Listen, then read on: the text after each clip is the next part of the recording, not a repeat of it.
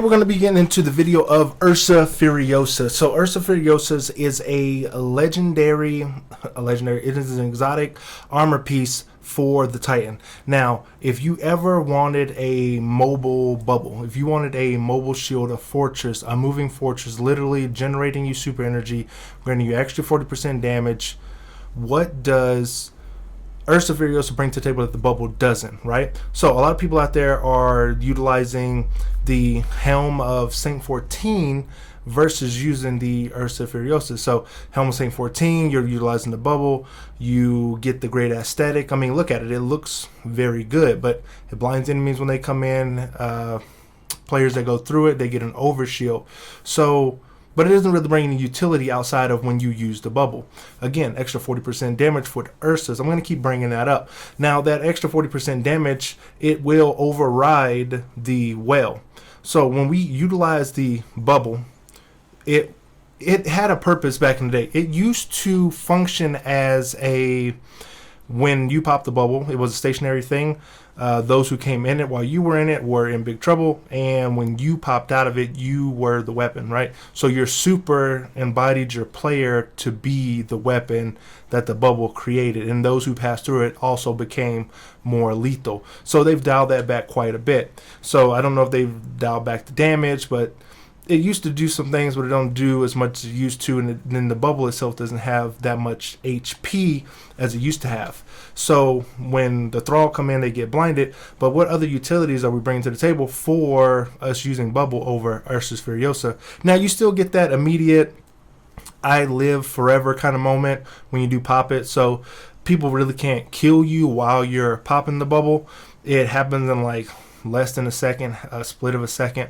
Now, if you've played any activity with the bubble, you've seen people pop in and out, maybe they've blown themselves up with it, and what the bubble is providing is something that the Titan barricade can also provide. When you pop the barricade, you're granting your teammates an overshield.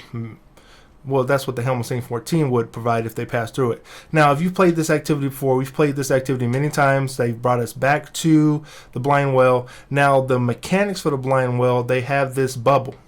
Now, you know where I'm going with this. In the bubble of the blind well, you can shoot out of that bubble. Now, we know that the technology in Bungie Studios exists to where we can shoot through a translucent bubble and the bubble diminishes in size and all that.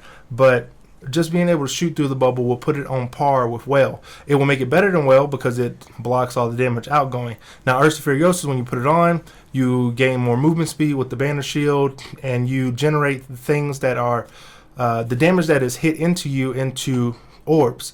Now, it's not to say that if a witch per se were to be shooting their little hand beams at you, you're going to be generating a whole bunch of orbs because all those little projectiles started beaming at you. What you're going to see is that it's a certain amount of damage that you end up taking.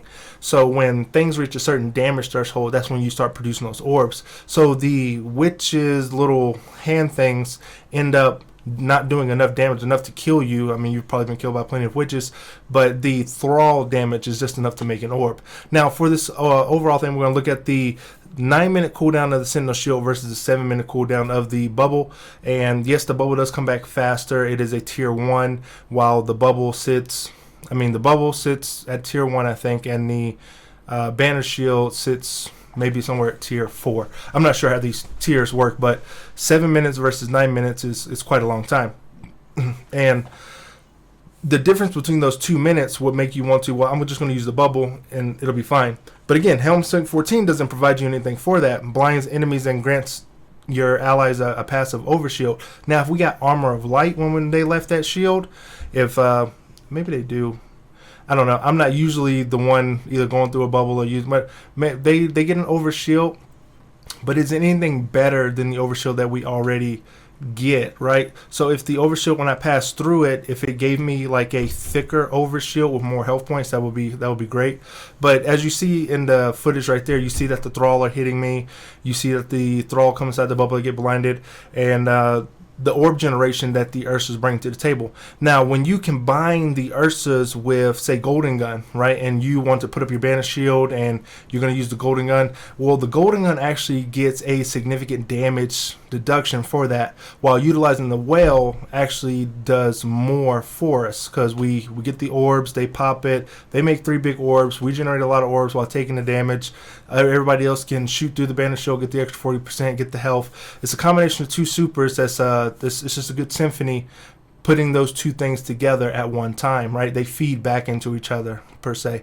So we're going to be using Bastion. We're going to use Official Bulwark, and that's mainly the big thing for the build. The other things of the Echo fragments are going to be on the screen, but it's not really that detrimental to like an overall build. It's just the things that I like to use when I'm running my Titan. Some of these things may make sense to you, some of them may not, but overall, the Titan's banner shield versus the Titan bubble, more people should utilize Banner Shield in content, and Bubble's more of a PvP thing.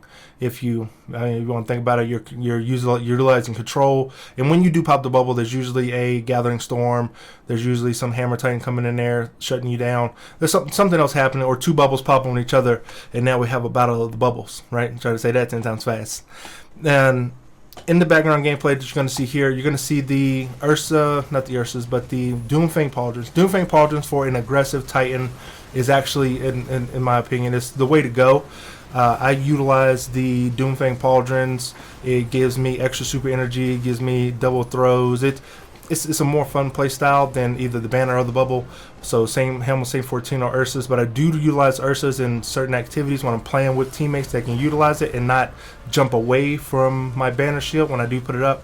Because for some reason, blueberries just tend to run away when you put the banner shield up. You put the banner shield up, and then people just go, they just leave. They're like, what's this guy got this big shield in front of me for? But Doomfang Pauldrons is a good way to go. You can see me utilizing the tower and barricade in a different way, cover my flank, pumping that overshield back into me, getting my melee energy back, and utilizing my super to its fullest. So I'd like to thank you guys for watching. You can enjoy the rest of the gameplay here. Like, share, and subscribe, and I will see you in the next one.